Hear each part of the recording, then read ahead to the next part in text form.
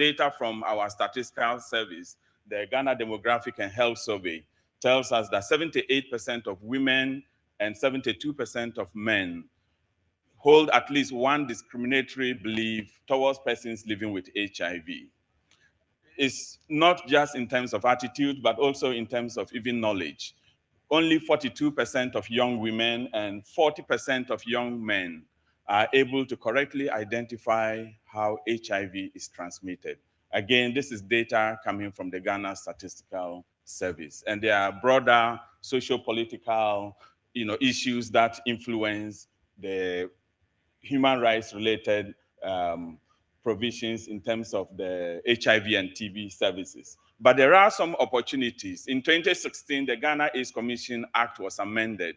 One of the main reasons for that amendment was to introduce human rights related provisions. There were other reasons for the amendment, but that was one of the key decisions, one of the key reasons for that amendment. Ghana is also part of the Global Partnership to eliminate all forms of HIV-related stigma and discrimination, and the BDB. And in the next slide, I'll talk a little bit about the BDB. So since 2017, we've undertaken some key initiatives through the Breaking Down Barriers initiative of the Global Fund, and key among them, starting with even the baseline to look at the human rights context, and then developing a strategic plan that seeks to address some of those gaps, and routinely undertaking assessments. Since last year, we now do annual self-assessments. So next slide. But those are not the only interventions. There are so many other interventions that are ongoing. And this is just a snapshot. It's not by any means, a catalog of everything that is happening. But the National AIDS Control Program with UNDP is undertaking e-learning programs for healthcare workers that is looking at addressing human rights related barriers in healthcare settings. And can you go back a bit? Sorry. Okay, let me mention NAPLAS also, that is undertaking Digital Rights Initiative. They also undertake the Stigma Index studies. They recently completed the Stigma Index 2.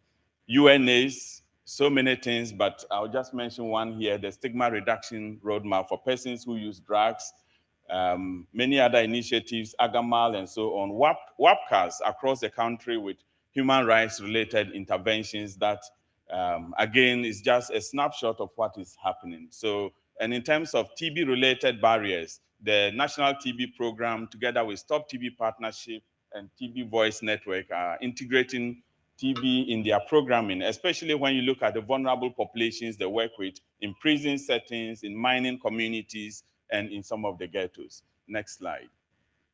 Okay, so now I want to, for the sake of time, just focus on this recent activity that I mentioned is supported through GC7 process, but also with technical assistance from UNAIDS.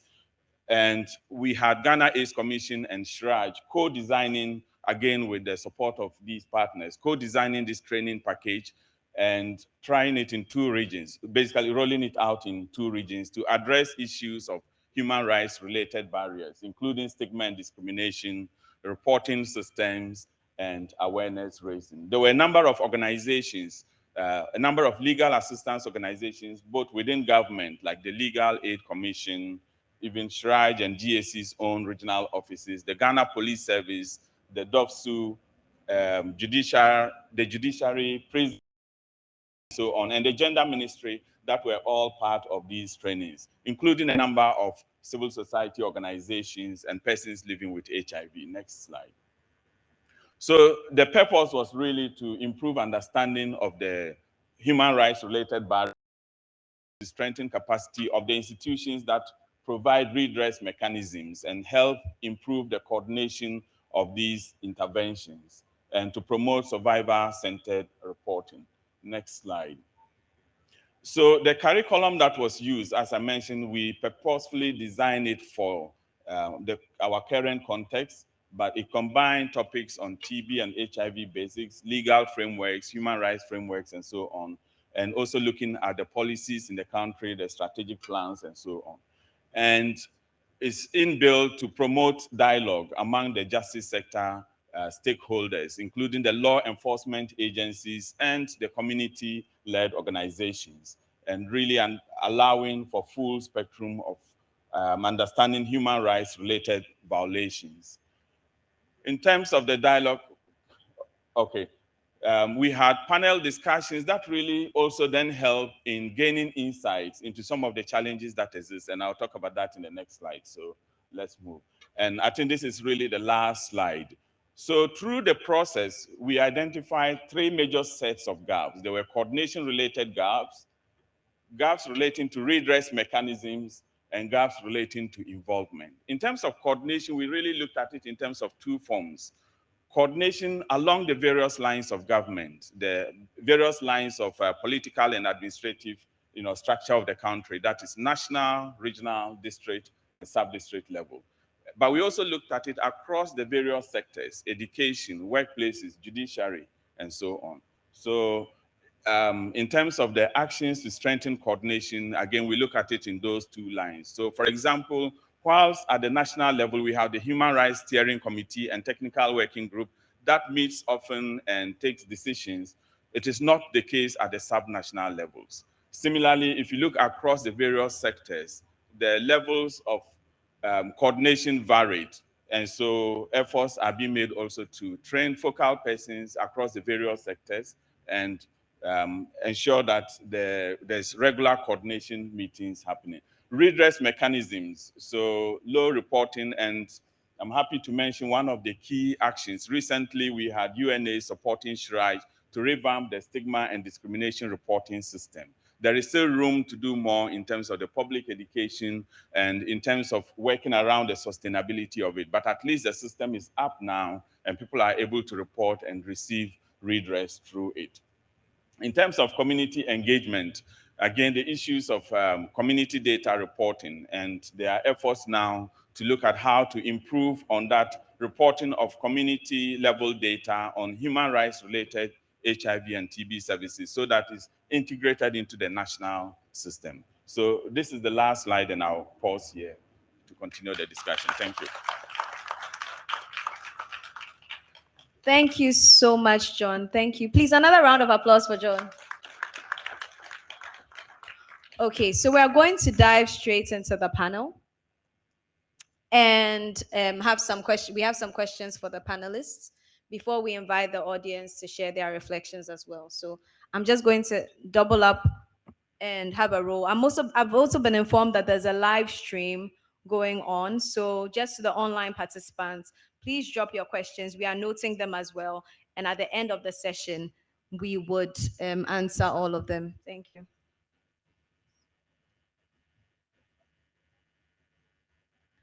Okay, so to our panelists, maybe I can start with Hillary.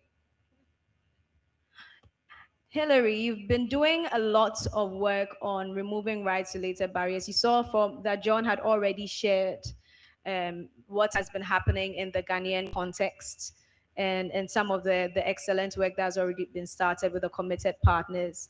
And we even heard from the Director General from Ghana AIDS Commission and the Senior Portfolio Manager for Global Fund in Ghana, Ms. Nicole Delany, on how human rights work is really critical. I think that's the word that was used consistently, critical to the work that we do. It'll be useful to hear from your perspective, what has worked in Nigeria, what hasn't worked, because there's also the honesty of knowing what hasn't worked, and what you genuinely think that we can do better from your perspective and what we can learn in this session. So over to you, Hillary. Thank you very much. I think that for Nigeria, Nigeria is a mixed bag in terms of both achievements and challenges. We have, as a Human Rights Commission, been engaging with stakeholders, civil society, government, including our AIDS Commission. With the support of the Global Fund, we have been able to do one key aspect of our mandate, which is setting the norms, normative frameworks. And under these actions, we've been able to develop standard minimum guidelines because we've seen that a lot of infringement and violations that occur either in access to medicines or in discrimination is as a result of the fact that there are no subsidiary legislations that take care of some of these violations. So beginning from even the COVID era, where we developed a standard minimum guidelines for the treatment of the human rights of COVID-19 patients in those days. So currently, we have a standard minimum guideline on the arrest, detention, and prosecution of key populations in Nigeria, which is a major issue.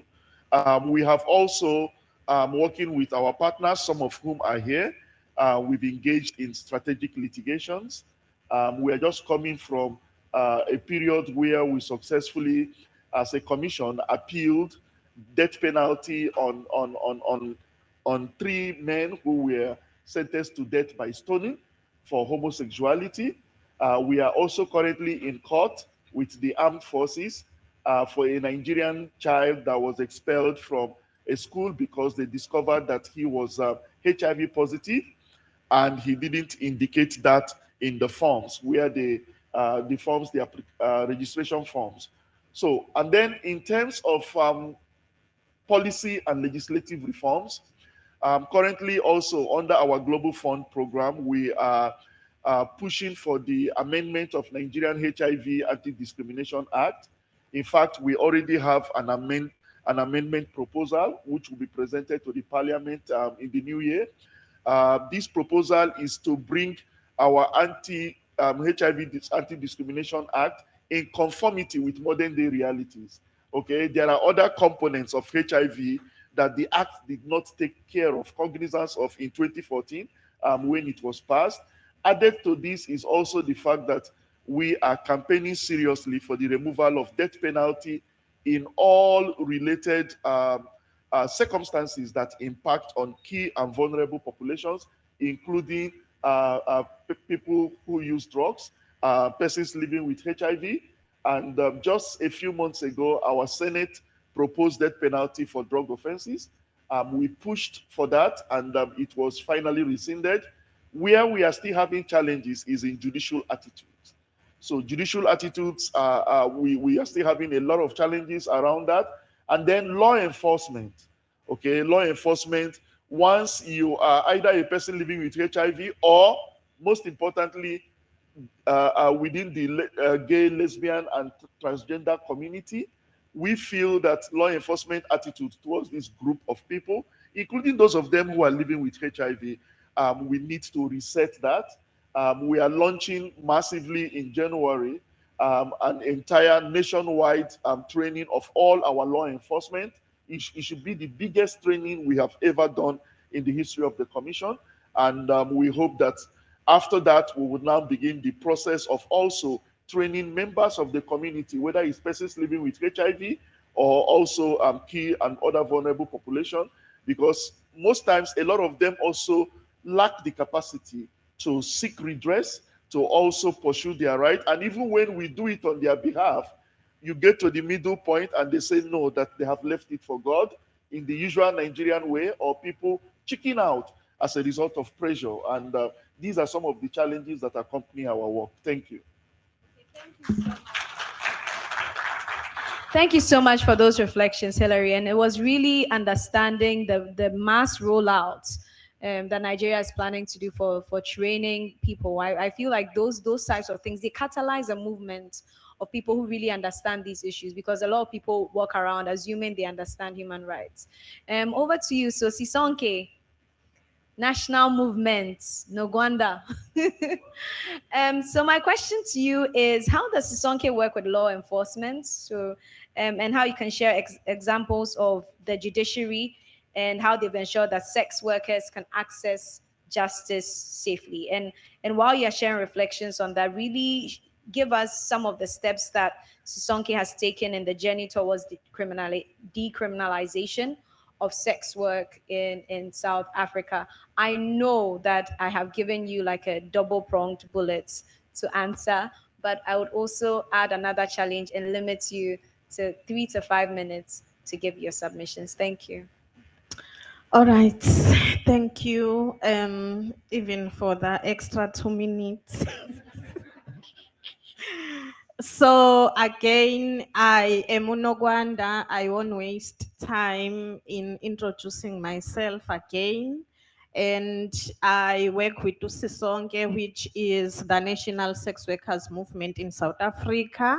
And under the movement, we believe in nothing about us without us. So when it comes to some of the work that we do at Usisonke and the relationship with law enforcement, we are currently implementing a program that is called the Dignity in Diversity Policing Training, which is a program that promotes sex workers' human rights, but it's also a program that promotes human rights of other key populations as well. It includes the LGBTI and people who are using drugs. So under the program, we have sensitized law enforcement on how to arrest and detain sex workers.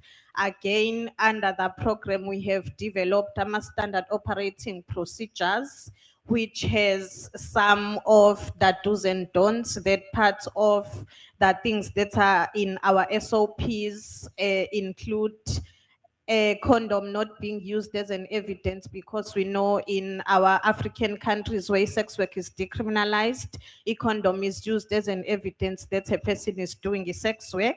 But again, in some of the achievements that we have achieved through the training is that we have built a relationship with the South African police where they are able to champion cases of sex workers. Before, whenever sex workers were trying to lodge cases, it was either that they are being turned away, they are told stories, but now we have direct contact persons at the various police stations that we have trained, that you are able to speak to a direct person and then they assist you. So through that training, we have achieved a lot, which is we recently had a serial killer and a rapist in Johannesburg that was sentenced to 107 years for raping and killing sex workers. It has been multiple cases. I think it was around 6 sex workers that were victims of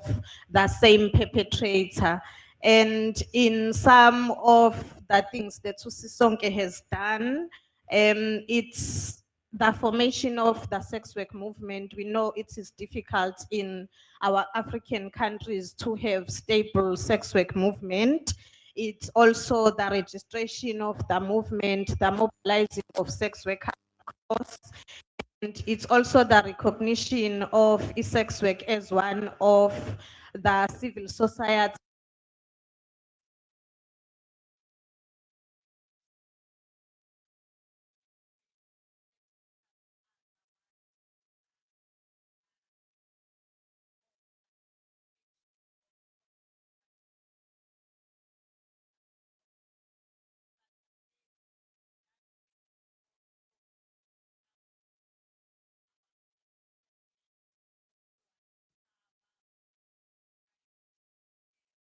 for various departments.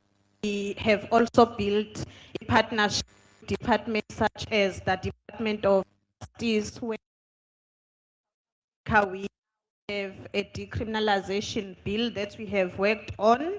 That was approved by the Department of Justice. It was also open for public to comment whether they think South Africa should decriminalize the sex work or not. We just had a bit of issues into the finalization of the bill. I see I have no time left. Thank you. Please finish up. Please finish up. All right. So we have the decriminalization bill. There were a bit of issues in us finally proceeding with whether South Africa is decriminalizing the sex work or not, but we have now gone back to our drawing board. We are doing some consultations with the Department of Justice, with other departments that are involved. We have I would proudly say, after 30 years of advocating for decriminalization of sex work, we have never had a bill, which we have now. We are also hoping the South African government will prioritize the bill where we believe sex work will be decriminalized. Thank you so much for sharing that reflection. In fact, I'm always amazed to find out that condom is used as evidence. Like, it's it doesn't even tie up. It's always used as evidence against sex workers, but it's great to hear the efforts that you've made. But John, because you've already shared like a whole presentation, I'll move to our final speaker, Madam Mary, to also share reflections on the Ghanaian context. I guess it's also the challenges that have seen in Ghana concerning human rights, and really the your reflections on how we move past those challenges and actually remove those barriers. So as Global Fund would say, break those barriers, breaking down barriers to these things. So over to you, Madam Mary. And please, you also have 2 minutes to give us your reflections, and then we move over to the Q&A. Thank you. Thank you very much, Eunice. Thank you very much, Eunice, for the opportunity. I think the fight in terms of human rights abuses and violations in Ghana is an area that can never be won by one institution. And so in the Ghanaian context, cooperation partnership is very key. And so for us as a national human rights institution, we are working very well with the CSOs and the NGOs in the space to ensure that and even development partners, to ensure that we work together towards the fight. I must say that an issue, the cooperation is working very well.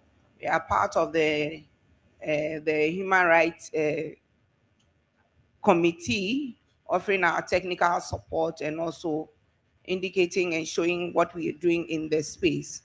However, the few challenges we see, of which, of course, we are surmounting gradually, is one with policy and also with the law, the existing laws. I think somewhere last 2 years, we worked with the Ghana through PEFA to review the existing laws in Ghana and to identify the gaps so that we can make a case with Parliament to ensure that our laws are human rights savvy and they are human rights sensitive. So they will look at the law with a human rights lens and with a human rights view. Unfortunately, due to cuts and the global, what's happening in the global space, the report is ready. We have identified the gaps, but we couldn't move on. So issue of funding due to global cuts. Again, when you look at the issue of justice, we also identify that there is a need to afford justice for persons who are violated, whose rights are violated. And so we have what we call the discrimination reporting system. It's an online reporting portal. And the challenge with this is sustainability. The portal through the group has been existing for some time, comments from UNDP and then Global Fund through webcasts, we were able to revamp the system. But then over the years, because the system has been down for a long period, and we haven't had funding in terms of sustainability to acquire a server to make sure that the system is working consistently, it's a form of challenge. If you go onto the portal today and it's working, and then the next minute it's no longer working, it erodes trust in the institution. And everywhere I've gone, I've made a case because every now and then community members will accuse me, Mrs. Nate, your system is not working, we can't trust you. I'm like, it's not me you can't trust, it's a funding issue, it's a funding challenge. This year, for instance, we've had UNAIDS coming to the assistance of the commission to renew the hosting for 2 years. But come 2 years, what happens again? The system goes down. And again, the system has been revamped. There's a need for training of the community on how they can use the system effectively. In fact, there are other components where CSOs can go onto the portal themselves, lodge complaint, check on the status of complaint, and follow up. This is a very good thing, which was lauded at the UN level, but it's not working properly. And I feel handicapped in where I sit as a director in charge of human rights. We are doing a lot in terms of training, but also issue of funding. We have an e-learning portal to ensure that our staff across the country on the e-learning portal. There's also an issue, but thank God, this year UNA's we've is it a summary or we've turned it into a manual so that staff can have easy access offline to also learn and see how. I'm happy I'm hearing SOPs, guidelines in terms of how we advance human rights in the space. This is very key. How do we go about it? How do staff even handle cases? And what John mentioned, in our collaboration with Ghana AISCOMS, we noticed that legal assistance, sometimes we assume they are, you find a case you send to AG. AG staff may not understand the whole concept. So there's a need to train them. We've been able to train just a handful. You understand? So it's very necessary to empower, in as much we are empowering the community. We also need to empower these legal assistance institutions so that when they can start tall in court and even judges, they are the issues. There is the need for us to empower them, to give them the requisite knowledge and understanding. And I'm happy and I hope that this project we've embarked on will continue it to ensure that we train members across the country. Community members, you are here. I have a relationship with most leaders. I need funding. It's a huge challenge. And I know you can assist in one way or the other. Let's collaborate. Let's make sure that we work together with the national human rights institutions so that together we will fight this cause. Thank you. Thank you very much. Thank you very much. I mean, when you put a mic in Madam Mary's hands, she has to become an activist. I was really signaling her at the time, but I think she didn't. She didn't realize. So because we have just such a short window, any questions quickly? Any questions from across the room? Because I can see time is almost fast spent. Okay. Yes, I can see a hand. Two. So we just take 3 questions. Can someone please assist them with the mic? So 1, 2, 3. And please, short and sweet. Very short and sweet, because we have another session in this room after. Thank you.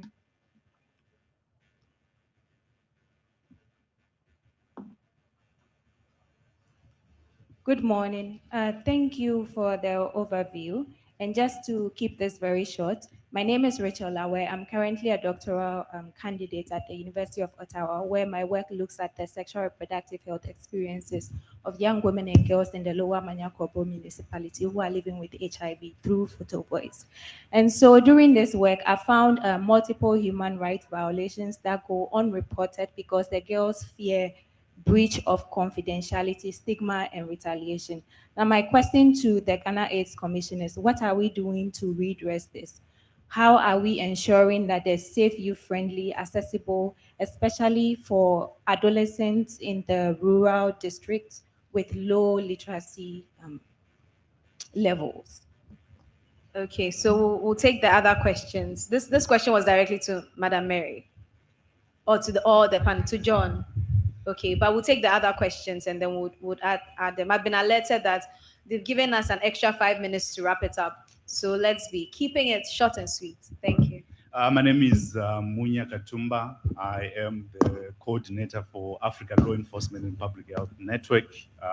We recently launched in Nigeria. And I hear that you do want to train law enforcement.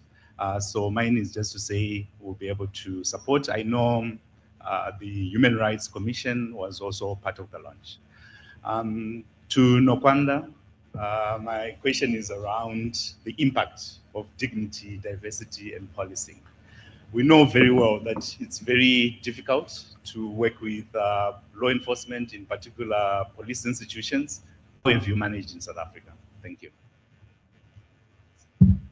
Okay, my name is Patience, and my question cut across.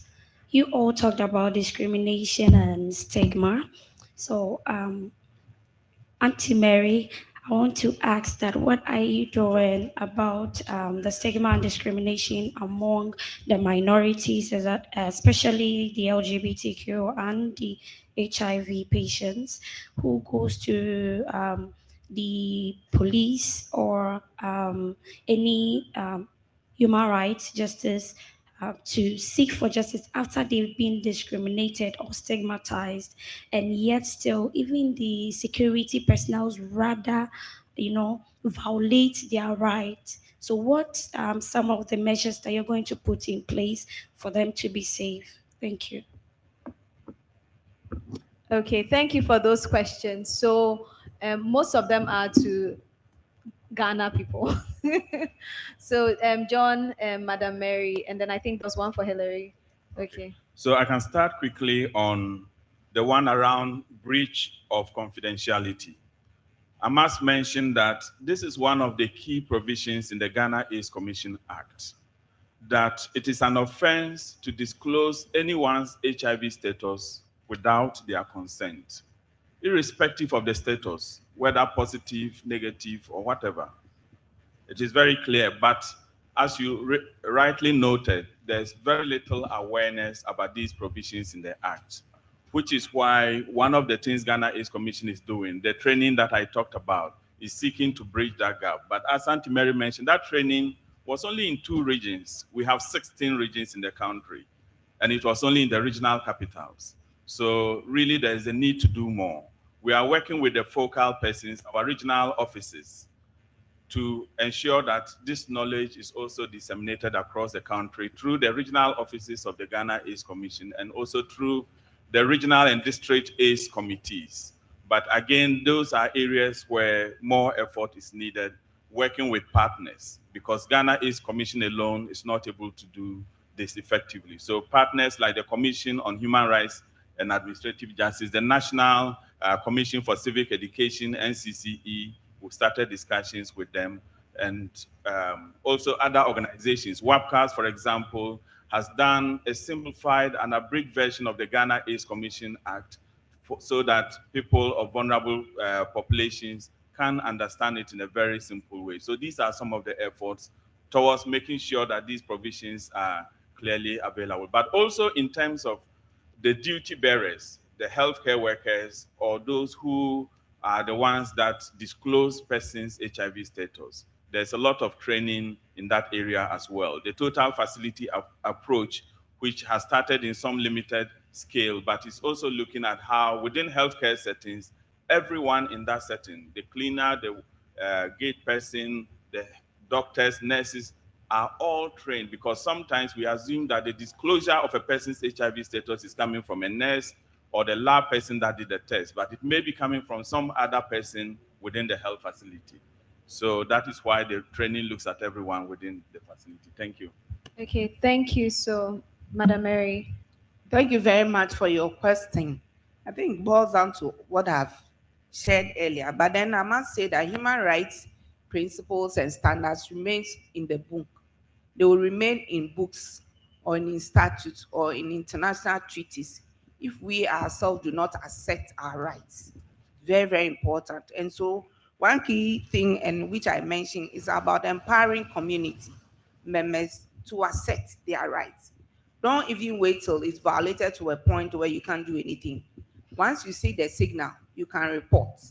And I must say that the reporting, we also foresaw the challenge of community members not wanting to come forth to do the reporting.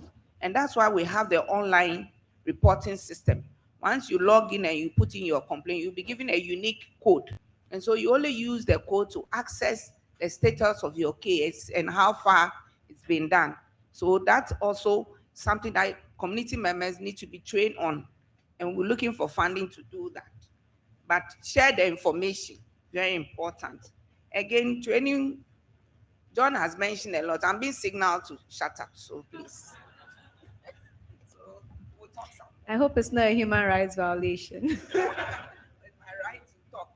Yeah, right to talk. So, yeah, so Hillary, just 30 seconds, and then we move to Sonke Nakwanda for your comments. I see as well that there are a lot of questions online, really, really good questions.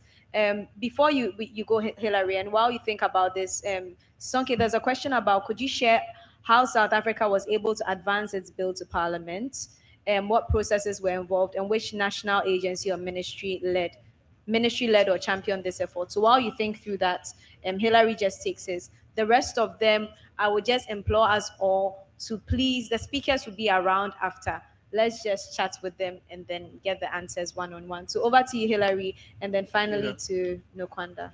Mine isn't actually a question, but I'm happy that we have such mechanism already. So I'm going to speak to you after this, and is we are going to be training 1,150 law enforcement across the 36 states and Abuja. So it's massive, and as much assistance and cooperation that we're going to get, even from your group, would be welcome. Like I said, is the biggest training ever to be done by the Commission for Law Enforcement. Thank you. Thank you. Okay, Noganda. I think on my side, just to add a little about the impact of DDP and also maybe with the Department of Justice. In all of our partnerships, we have a sort of a love and hate relationship where at first things did not go according to how they are now, but we value the partnerships that we have built along the way. So from the DDP side, we started by sensitizing operational members, which we have now grown into cooperating the DDP module into SAPS academies, that before you graduate and go start working, you have to be part of the training. Before implementation, you are well aware of what are the do's and don'ts. But I am also happy to share some information regarding the questions that have been posed after the panel discussion. Okay. Thank you so much. So, panelists, your audience, your panelists.